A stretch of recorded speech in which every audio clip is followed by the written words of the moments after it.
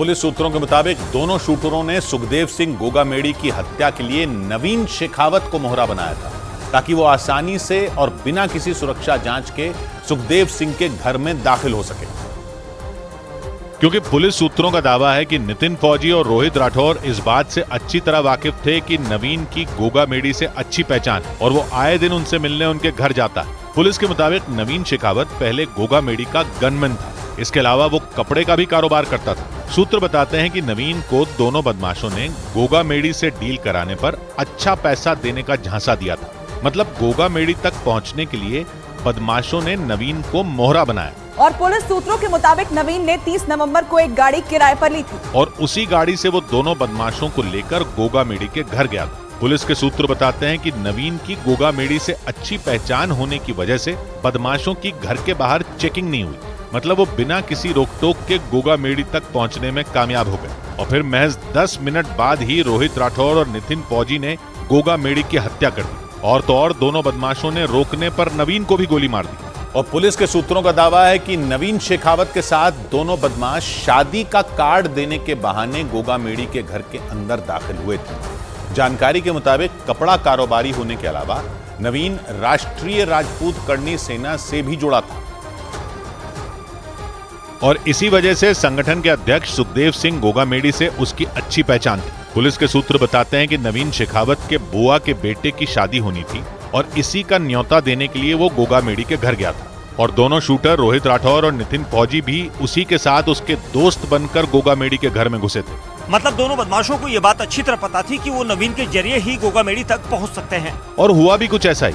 नवीन के साथ रोहित और नितिन घर में घुसे और फिर उन्होंने गोगामेड़ी के सीने और सिर में गोलियां दाग दी। लेकिन पुलिस इस बात से हैरान है कि जब नवीन दोनों को गोगामेड़ी तक लेकर गया था तो दोनों बदमाशों ने उसकी हत्या क्यों कर दी। हालांकि पुलिस इस गुत्थी को सुलझाने में जुटी है और नवीन के मोबाइल और कॉल डिटेल की जांच कर रही है ताकि ये पता लगाया जा सके कि कहीं इस साजिश में नवीन भी तो शामिल नहीं था।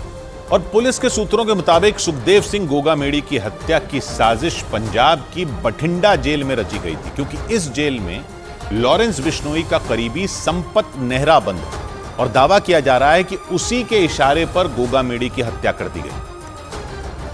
हालांकि इस हत्याकांड के कुछ देर बाद ही गैंगस्टर रोहित गोदारा ने इसकी जिम्मेदारी ली थी। सोशल मीडिया पर उसके नाम से बाकायदा एक पोस्ट डाली गई जिसमें यह दावा किया गया था कि लॉरेंस गैंग के दुश्मनों की मदद करने की वजह से सुखदेव सिंह गोगामेड़ी को मौत के घाट उतार दिया गया। हालांकि बाद में ये पोस्ट हटा दी गई, लेकिन राजस्थान पुलिस के सूत्रों का दावा है कि पंजाब की बठिंडा जेल में गोगामेड़ी की हत्या की साजिश रची गई और ये साजिश किसी और ने नहीं, लॉरेंस के सबसे नजदीकी माने जाने वाले गैंगस्टर संपत नेहरा ने रची थी। और सूत्र बताते हैं कि ये वही संपत नेहरा है जिसने एक्टर सलमान खान को मारने के लिए मुंबई में उनकी रेकी की थी। सूत्रों के मुताबिक जांच में इस बात का भी पता चला है कि शूटर नितिन फौजी और रोहित राठौर कई दिनों से संपत नेहरा के संपर्क में थे। खबर यह भी है कि राजस्थान पुलिस संपत नेहरा और गुजरात की साबरमती जेल में बंद लॉरेंस बिश्नोई से इस मामले में पूछताछ कर सकती है ताकि सुखदेव सिंह गोगामेड़ी की हत्या की पूरी साजिश से पर्दा उठाया जा सके। पंजाब पुलिस के सूत्रों के मुताबिक गोगामेड़ी की हत्या की साजिश की जानकारी करीब 7 महीने पहले राजस्थान पुलिस को दी गई थी और बाकायदा चिट्ठी लिखकर आगाह किया था कि सुखदेव सिंह गोगामेड़ी की किसी भी वक्त हत्या की जा सकती है। सूत्रों के मुताबिक पंजाब पुलिस की तरफ से यह भी बताया गया था कि बठिंडा जेल में बंद लॉरेंस बिश्नोई गैंग का गुर्गा संपत नेहरा उनकी हत्या करवा सकता है। खबर थी कि लॉरेंस गैंग के इशारे पर रोहित गोदारा गैंग के शूटर इस हत्याकांड को अंजाम दे सकते हैं। असल में लॉरेंस गैंग से जुड़े एक मामले की जांच के दौरान पंजाब पुलिस हरियाणा गई थी और इसी दौरान उन्हें गोगामेड़ी से जुड़ी हत्या की साजिश का पता चला था। मतलब गोगामेड़ी पिछले कई महीनों से निशाने पर थे और 7 महीने पहले ही उनकी हत्या की साजिश रचने की जानकारी तक मिल चुकी थी। पुलिस के सूत्र ये भी बताते हैं कि पंजाब पुलिस ने इस बात की भी जानकारी दी थी कि संपत नेहरा ने हत्या के लिए गाड़ी और AK-47 तक का इंतजाम कर लिया है। लेकिन आरोप है कि इसके बाद भी न तो राजस्थान की सरकार ने कोई कदम उठाया और न ही राजस्थान की पुलिस ने। नतीजा ये हुआ कि गोगामेड़ी को घर में घुसकर शूटरों ने गोलियों से छलनी कर दिया।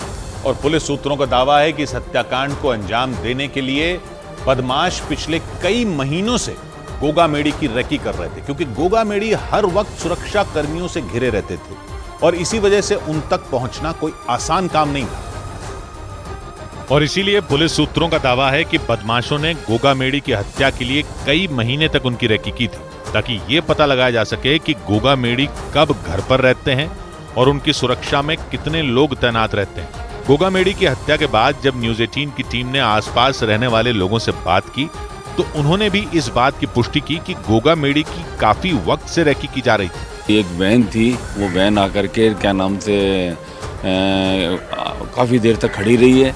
उन्होंने सारी चीजें डेट करी, उसके बाद में फिर वो वैन गायब हो गई। पुलिस के सूत्रों के मुताबिक नवीन शेखावत की गाड़ी में दोनों शूटर रोहित राठौर और नितिन फौजी ने जमकर शराब भी पी थी, क्योंकि जांच के दौरान पुलिस को गाड़ी से एक बैग, शराब की बोतलें और खाली गिलास मिले।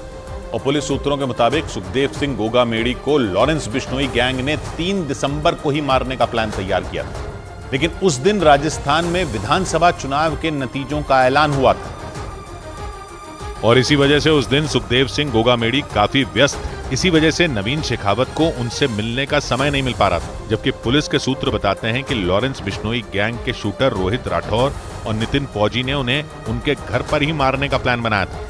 लेकिन 3 दिसंबर को चुनाव के नतीजे आने से गोगा मेडी से उनकी मुलाकात नहीं हो पा रही थी। इसीलिए ऐन वक्त पर लॉरेंस गैंग को गोगा मेडी की हत्या का प्लान बदलना पड़ा था।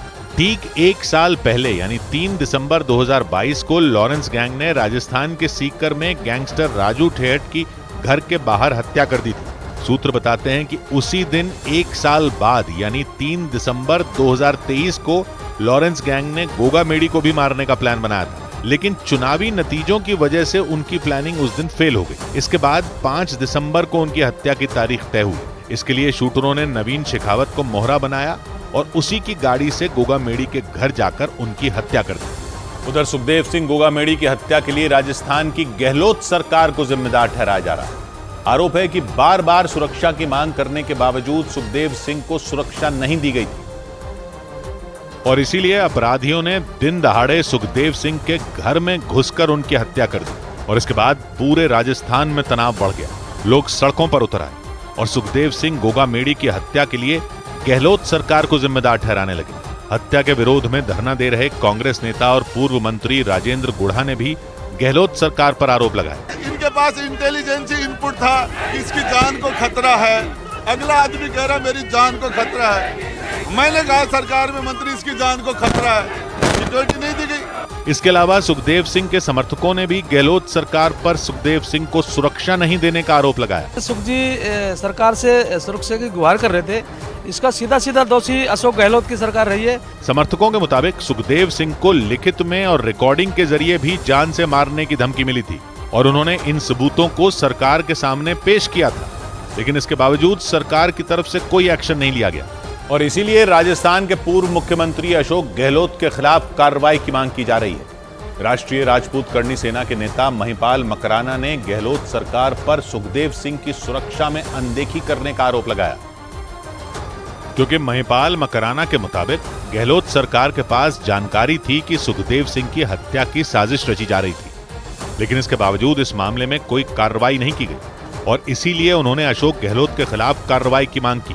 गृह मंत्रालय खुद अशोक गहलोत के पास था, उस पर कार्रवाई होनी चाहिए। हमारे व्यक्ति को जानबूझ के मरवा दिया।